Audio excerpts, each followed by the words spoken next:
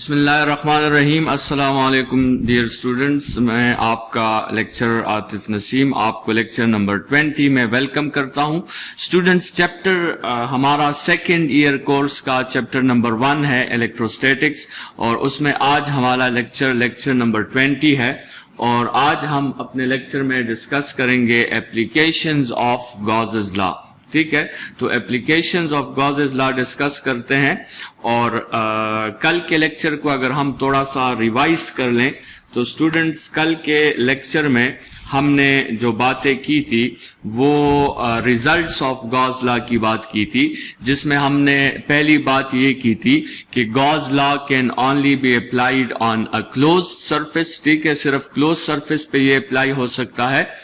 Second बात हमने ये की थी कि the size of the close surface does not matter. ठीक है, साइज जो है वो हमारी चॉइस है। थर्ड हमने बात ये की थी कि shape of the close surface also does not matter. ठीक है, और जो दो चीजें मैटर करती है वो आपके साथ ये है कि the charge enclosed inside that sphere and the permittivity of the medium which is used inside that surface. ठीक है, तो ये दो चीजें जो है आपके साथ डिपेंड करती है, और फ्लक्स जो है through a close surface according to Gauss's law इन दो चीजों पर डिपेंड करता है। एक है the total charge which is enclosed inside that surface, और दूसरा है the permittivity of the medium which is inside that surface. क्योंकि जितना जो है आप परमिटिविटी को बढ़ाओगे, इसका मतलब ये है कि आप इलेक्ट्रिक फील्ड लाइंस के क्रिएशन को, जो रेजिस्टेंस है, आप उसे बढ़ाओगे। और जब आपके साथ रेजिस्टेंस बढ़ेगा तो फील्ड जो है वो फिर वीक बनेगा, और फील्ड वीक बनेगा तो फील्ड लाइंस भी वीक होंगे और कम होंगे, और ऑटोमेटिकली आपके साथ फ्लक्स पर इफेक्ट पड़ेगा। स्टूडेंट्स, आज हम डिस्कस करने वाले हैं एप्लीकेशंस ऑफ गॉसेस लॉ। तो जनरली गॉस लॉ के तो बहुत से एप्लीकेशंस हैं, और इससे हमने बहुत से इलेक्ट्रोस्टैटिक्स के बहुत से एक्सपेरिमेंट्स को एक्सप्लेन किया है। कभी कभार एक एक्सपेरिमेंट हम कर लेते हैं लेकिन उसकी रिजल्ट को हम एक्सप्लेन नहीं कर पाते, तो गॉसेस लॉ के हेल्प से हमने बहुत से एक्सपेरिमेंट्स के रिजल्ट्स को एक्सप्लेन किया है। लेकिन जनरली गॉस लॉ को यूज किया जाता है to find intensity. Gauss law को हम यूज करते हैं टू फाइंड इंटेंसिटी। स्टूडेंट्स, आपके साथ ऑलरेडी एक इंटेंसिटी का फॉर्मूला है जिस पे अभी हम थोड़ी देर बात करेंगे, और हम ये भी डिस्कस करेंगे कि गॉस लॉ के थ्रू अगर हम इंटेंसिटी फाइंड करें या इलेक्ट्रिक इंटेंसिटी के फॉर्मूला के थ्रू हम इंटेंसिटी फाइंड करें, तो इन दोनों फॉर्मूलाज में किस वैल्यू को हम एक्यूरेट तस्लीम करेंगे और किस वैल्यू को हम प्रिसाइज तस्लीम करेंगे। तो स्टूडेंट्स, शुरू करते हैं एप्लीकेशंस ऑफ गॉसेस लॉ। और यहां पर हमने सेकेंड ईयर के कोर्स में 3 एप्लीकेशंस डिस्कस करने हैं, और तीनों एप्लीकेशंस जो हैं वो इलेक्ट्रिक फील्ड इंटेंसिटी को फाइंड करने के लिए हैं। तो जनरली जो है स्टूडेंट्स, वो 3 एप्लीकेशंस अगर हम यहां मेंशन कर लें, तो पहली एप्लीकेशन आपके साथ है finding intensity due to a uniformly charged sphere. हमारे साथ एक यूनिफॉर्मली चार्ज स्फीयर होगा और हमें इंटेंसिटी फाइंड करनी होगी। स्टूडेंट्स, हमें इंटेंसिटी 2 जगहों पर फाइंड करनी होगी, इनसाइड द स्फीयर और आउटसाइड द स्फीयर।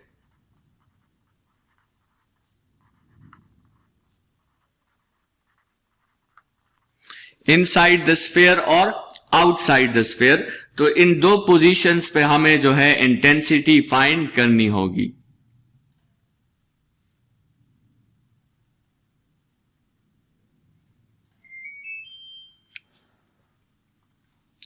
दूसरा स्टूडेंट्स जो है हमें, अच्छा, तो finding intensity due to uniformly charged sphere। ठीक है, हमें इंटेंसिटी फाइंड करनी होगी यूनिफॉर्मली चार्ज स्फीयर की वजह से, और दो पोजीशंस पे हमें इंटेंसिटी फाइंड करनी होगी। इनसाइड द स्फीयर भी हमें फाइंड करनी होगी और आउटसाइड द स्फीयर भी हमें फाइंड करनी होगी। फिर स्टूडेंट्स हम दोबारा सेकेंड एप्लीकेशन में finding intensity due to infinite sheet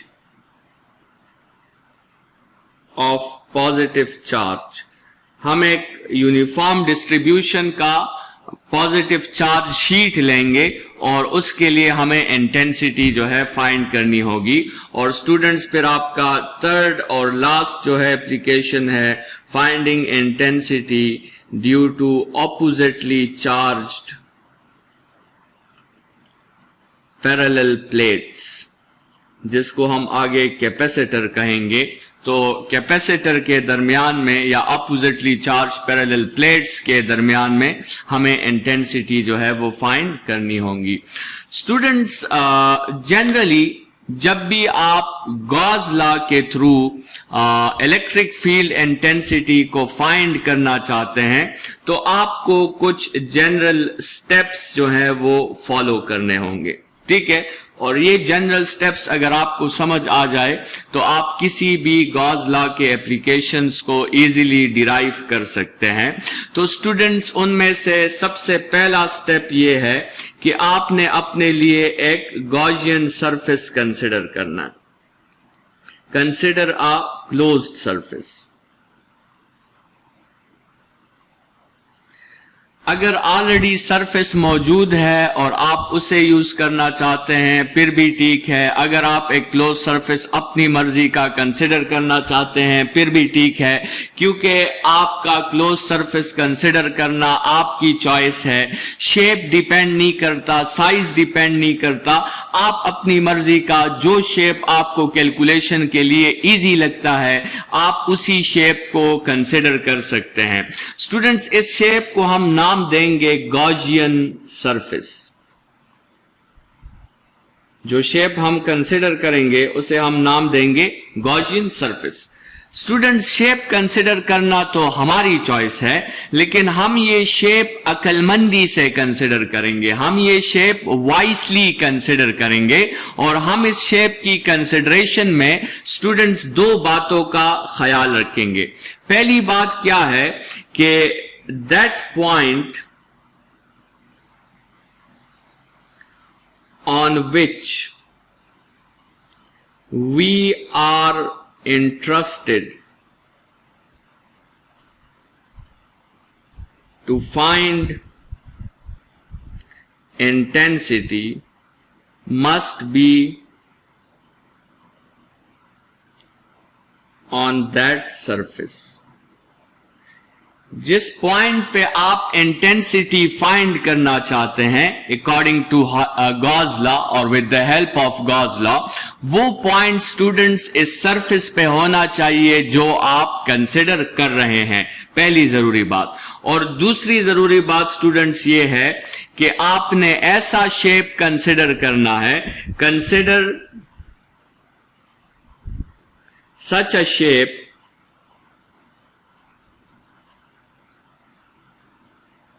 which is easier to solve।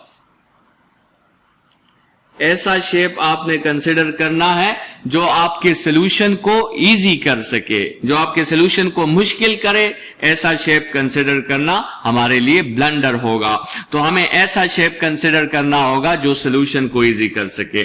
और सॉल्यूशन को इजी करने का मतलब यह है कि आपके साथ थीटा की ऐसी वैल्यूज जो है वो आ जाएं जो आसानी से सॉल्वेबल हो। ठीक है, जो आसानी से सॉल्व हो सकती हैं।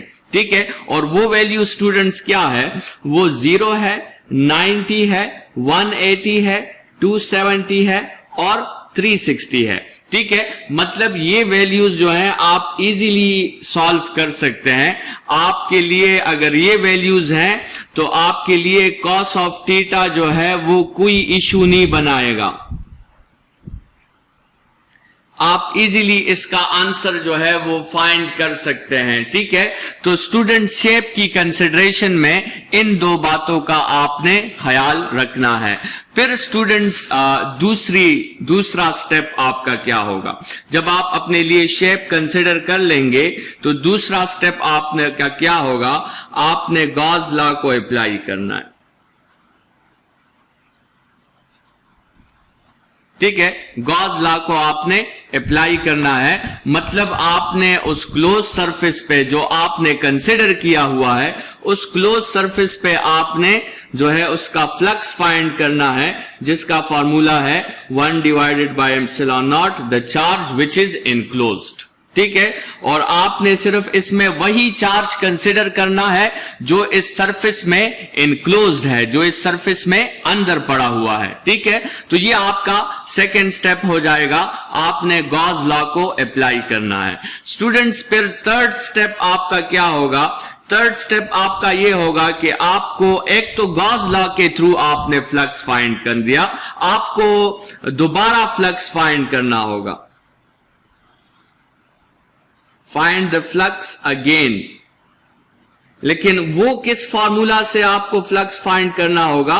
वो जो ओपन सरफेस के लिए हमने फॉर्मूला पढ़ा था उसके जरिए आपको दोबारा जो है फ्लक्स फाइंड करना होगा। जो ओपन सरफेस के लिए हमने फ्लक्स का जनरल फॉर्मूला पढ़ा था E डॉट ए, और it is the dot product of electric field intensity and unit area, और जो E a cos थीटा के इक्वल था उसके थ्रू आपको दोबारा जो है फ्लक्स फाइंड करना होगा। मतलब स्टूडेंट्स आप इसको जरा समझें, जो क्लोज सरफेस है उस पे तो आपने गॉस लॉ की हेल्प से फ्लक्स फाइंड कर लिया, अभी उस क्लोज सरफेस को आप small differential flat open surface में कन्वर्ट करेंगे और दोबारा आप फ्लक्स फाइंड करेंगे E डॉट ए के जरिए। ठीक है, तो यहां पर जो आपके साथ स्टूडेंट्स cos थीटा आया है वो cos थीटा हमारे लिए कोई इशू नहीं बनाएगा, क्योंकि स्टेप 1 में हमने ऑलरेडी इस cos थीटा का इलाज कर लिया होगा। स्टेप 1 में हमने जो शेप कंसिडर किया होगा वो हमने अक्लमंदी से और वाइसली कंसिडर किया होगा, तो इसलिए स्टेप 3 की कैलकुलेशन में हमें मुश्किल नहीं होगी और ये आसानी से कैलकुलेट हो जाएगी। स्टूडेंट्स, फिर इसके बाद जो नेक्स्ट आपका लास्ट स्टेप है, इसको आप इक्वेशन 2 कह दें। लास्ट स्टेप में आपने कंपैरिजन करनी है। चूंकि आपने 2 दफा फ्लक्स फाइंड किया है और दोनों फ्लक्सेस जो हैं वो आपके साथ सेम होंगे, तो इसका मतलब अगर लेफ्ट हैंड साइड सेम है तो राइट हैंड साइड भी आपके साथ सेम हो जाएंगे। और यहां इस फॉर्मूला से स्टूडेंट्स आपने फिर इलेक्ट्रिक फील्ड इंटेंसिटी को सब्जेक्ट बनाना है और यहां से आपने फिर इलेक्ट्रिक फील्ड इंटेंसिटी को फाइंड करना है। तो ये आपके साथ स्टूडेंट्स गॉस लॉ के जनरल स्टेप्स हो गए। अगर एक दफा इन स्टेप्स को हम रिपीट कर दें तो स्टूडेंट्स, सबसे पहली बात यह है कि आपने अपने लिए एक गॉसियन सरफेस जो है वो कंसिडर करना है। गॉसियन सरफेस को कंसिडर करते वक्त स्टूडेंट्स आपने 3 बातों का ख्याल रखना है। पहली बात, आपका गॉसियन सरफेस एक क्लोज्ड सरफेस होना चाहिए। दूसरी बात, आप जिस पॉइंट पर इंटेंसिटी फाइंड करना चाहते हैं वो पॉइंट उस गॉसियन सरफेस पे होना चाहिए। और तीसरी बात, आप जो है ऐसा शेप आपने कंसिडर करना है जो आपके लिए कैलकुलेशंस में आसानी क्रिएट कर सके, जिसमें आप E और A के दरमियान जो एंगल्स हैं उसको आसानी से जो है मालूम कर सके, और वो एंगल्स 0 हो या 90 हो या 180 हो या 270 हो या 360 हो, ताकि आपको स्टेप नंबर 3 में जो है लेंथी डिराइवेशंस करने की जरूरत ना पड़े, आप आसानी से डिराइव करके स्टेप नंबर 3 को खत्म कर सके। फिर आपका सेकंड स्टेप है कि आपने गॉस लॉ अप्लाई करके टोटल फ्लक्स फाइंड करना है। थर्ड स्टेप पर यह है कि आपने फ्लक्स की जो जनरल डिफिनीशन है, जो उसका जनरल मैथमेटिकल फॉर्म है, उसको अप्लाई करके आपने फ्लक्स फाइंड करना है। और फिर लास्ट स्टेप में, स्टेप नंबर 4 में, आपने इन दोनों फ्लक्स को कंपेयर करके इस फॉर्मूला को इंटेंसिटी के लिए सब्जेक्ट बनाना है और इससे आपने इंटेंसिटी को फाइंड करना है। तो स्टूडेंट्स आते हैं और इन्हीं स्टेप्स को अप्लाई करते हैं उन एप्लीकेशंस पर जो हमने ऑलरेडी जो है डिस्कस किए हुए हैं। तो स्टूडेंट्स, पहले हमने फाइंड करना है जो हमारी पहली एप्लीकेशन है, that is electric field intensity due to a uniformly charged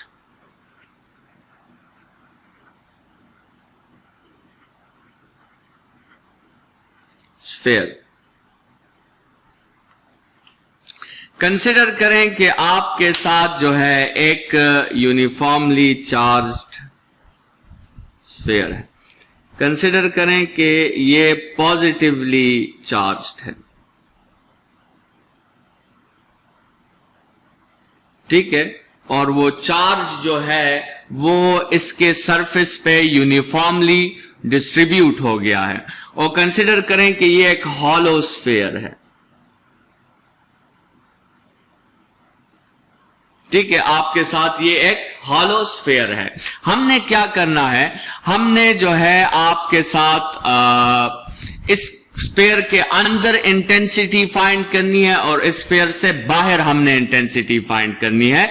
लेकिन स्टूडेंट, सबसे पहले अगर हम इसको यहां पे एक्सप्लेन कर लें कि यूनिफॉर्मली चार्ज स्फीयर किसे कहते हैं, यूनिफॉर्मली चार्ज स्फीयर किसे कहते हैं और नॉन यूनिफॉर्मली चार्ज स्फीयर जो है वो किसे कहते हैं।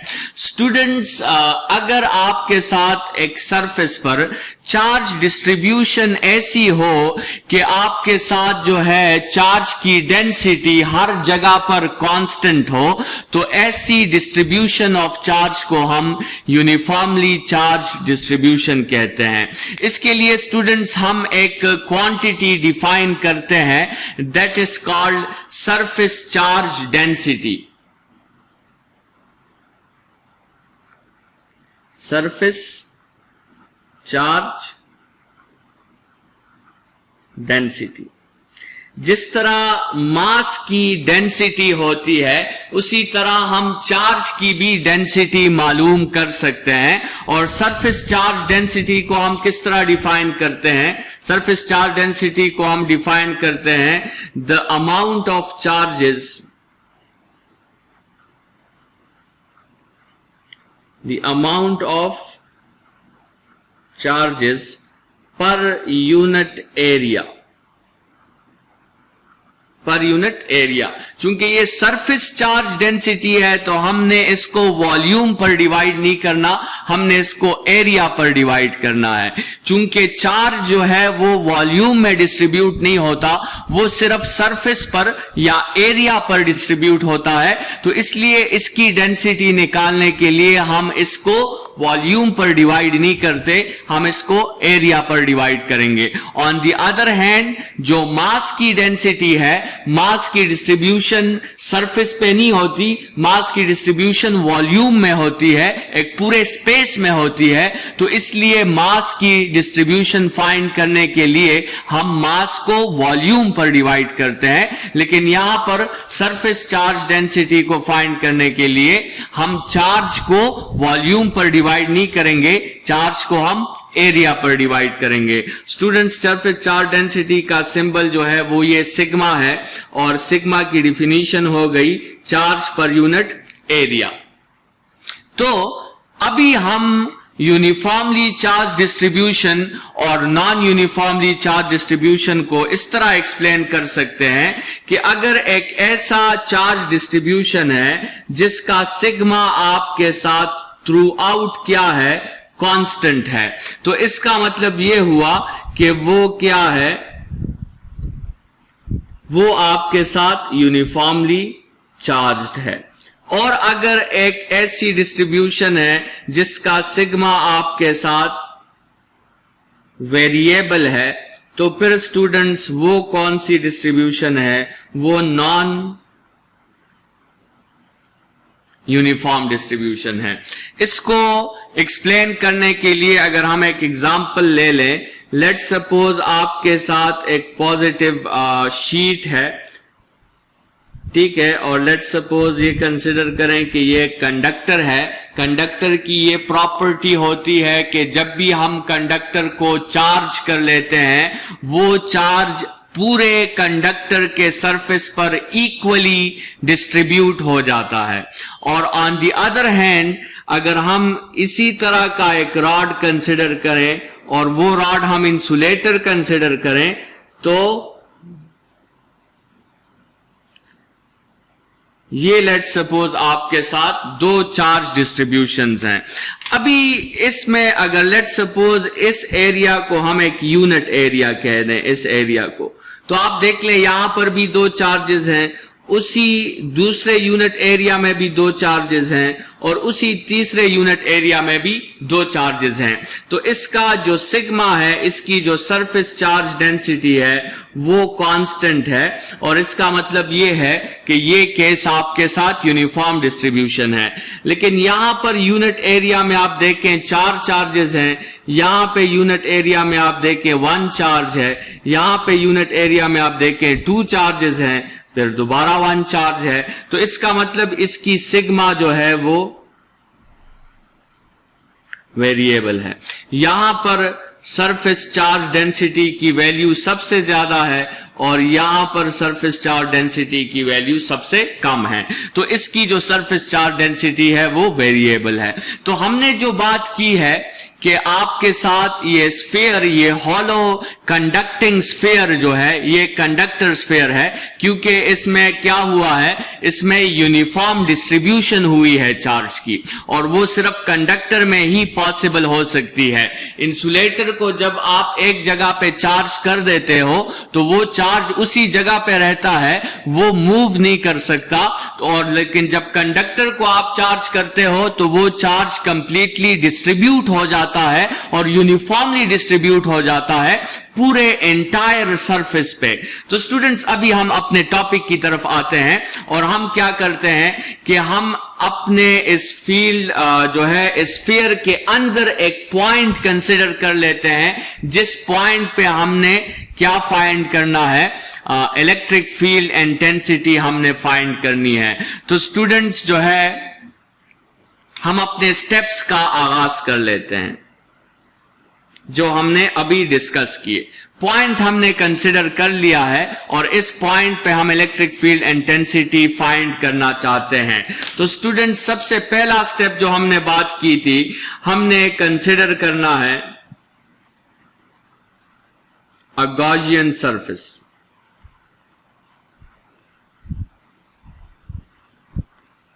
ठीक है, और इस कंसिडरेशन में जैसे हमने बात की कि हम उन सब बातों का ख्याल रखेंगे, उन तीन बातों का, कि एक तो क्लोज सरफेस होना चाहिए, एक जिस पॉइंट पे हम इंटेंसिटी फाइंड करना चाहते हैं ये पॉइंट उस गॉसियन सरफेस का हिस्सा होना चाहिए, और तीसरा ऐसा शेप के कॉस थीटा और एंगल हमारे लिए कैलकुलेशन में कोई इशू ना बनाए।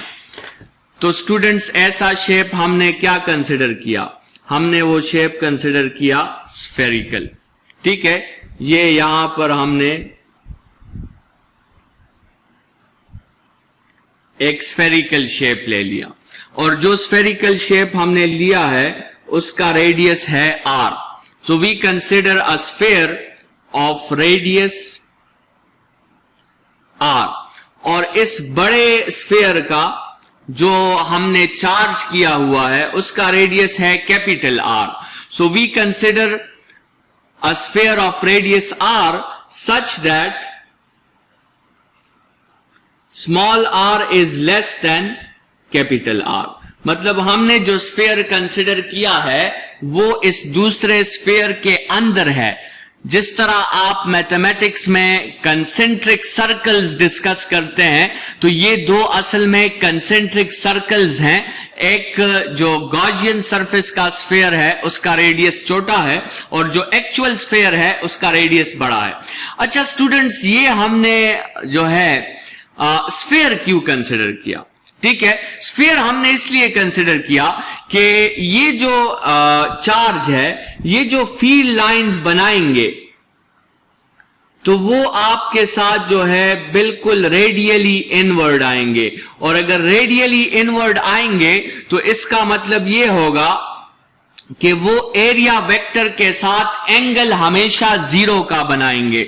मतलब थीटा आपके साथ हमेशा 0 डिग्रीज का होगा, या फिर जो है इस केस में अगर हम देखें तो 0 तो नहीं है, 180 डिग्रीज का एंगल आपके साथ बनता है, क्योंकि यहां पर अगर हम सरफेस एरिया ड्रा कर लें तो वो इलेक्ट्रिक फील्ड इंटेंसिटी के साथ बिल्कुल एंटी पैरेलल आता है।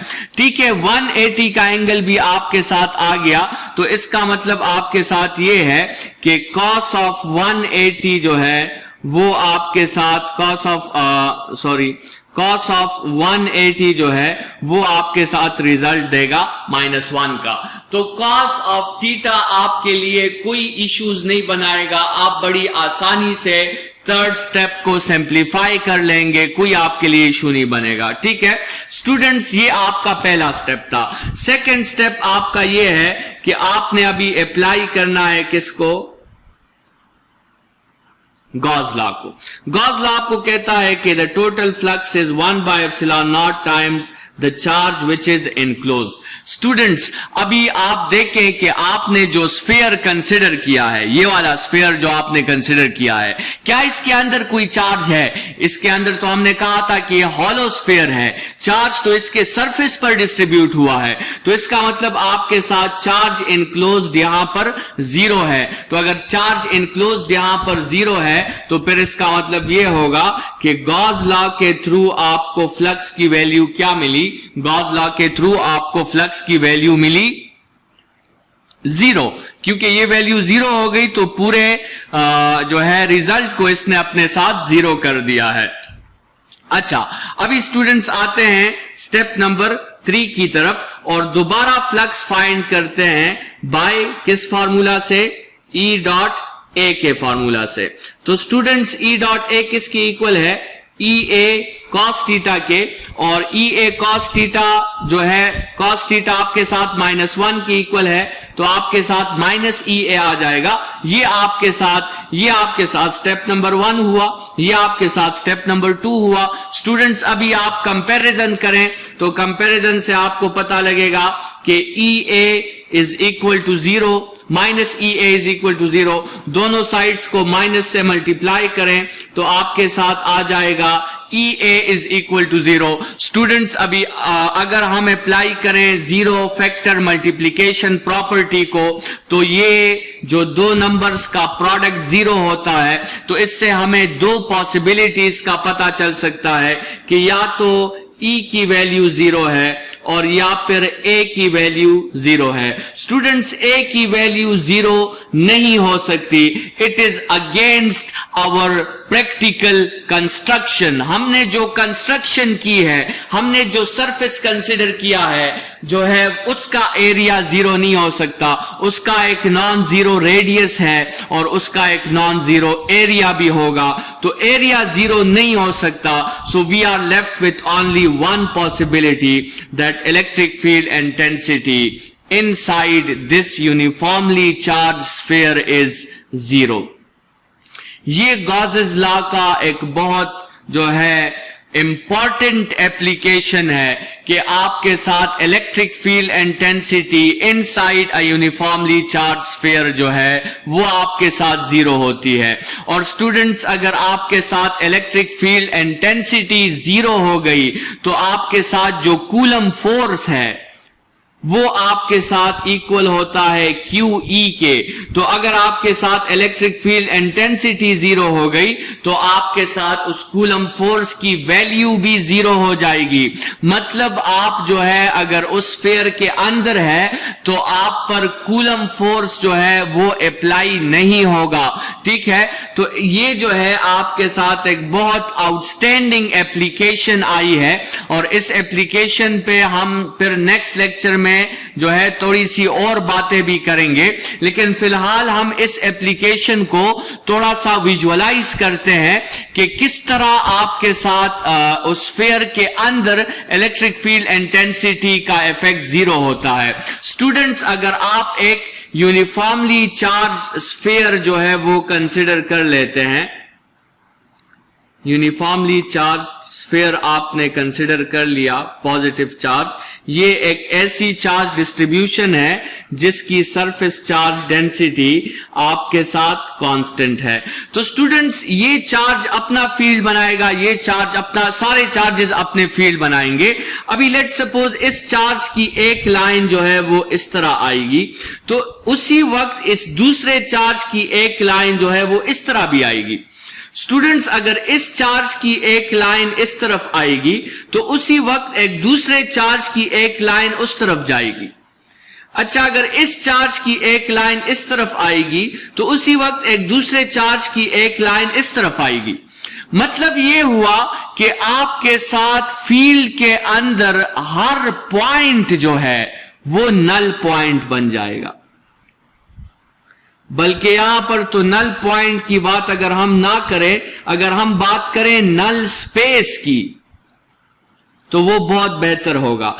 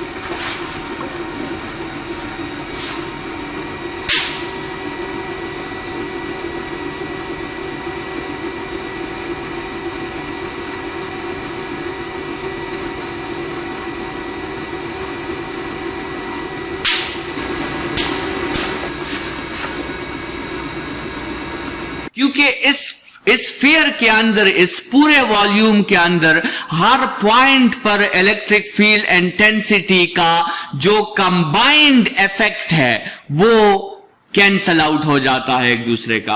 इंडिविजुअल चार्जेस के इफेक्ट्स तो मौजूद है, लेकिन अगर इस पॉइंट की हम बात करें तो इस पॉइंट की तरफ ये भी एक फील्ड लाइन भेज रहा है, ये भी भेज रहा है, ये भी भेज रहा है, ये भी भेज रहा है। हर एक फील्ड लाइन जो है वो इस पॉइंट की तरफ भेज रहा है और उन सारे फील्ड लाइंस का कंबाइंड इफेक्ट आपके साथ 0 आता है। ये गॉस लॉ का स्टेटमेंट है कि आपके साथ एक यूनिफॉर्मली चार्ज स्फीयर के अंदर जितना भी वॉल्यूम है उस पूरे वॉल्यूम पे हर पॉइंट पर इलेक्ट्रिक फील्ड इंटेंसिटी का कंबाइंड इफेक्ट 0 हो जाता है और आपके साथ जो है इलेक्ट्रिक फील्ड इंटेंसिटी जो है वो किसी भी यूनिफॉर्मली चार्ज स्फीयर के अंदर वो 0 होगी। स्टूडेंट्स, इस एक एप्लीकेशन के साथ आज का लेक्चर खत्म करते हैं। कल के लेक्चर में हम इसी एप्लीकेशन का जो outside the sphere electric field intensity find करना है, जो इसका पार्ट बी है, वो डिस्कस करेंगे और साथ में 2 और एप्लीकेशंस भी हैं, वो भी हम डिस्कस करेंगे। इस लेक्चर के लिए इतना ही। अपना बहुत ख्याल रखिएगा। Thank you students.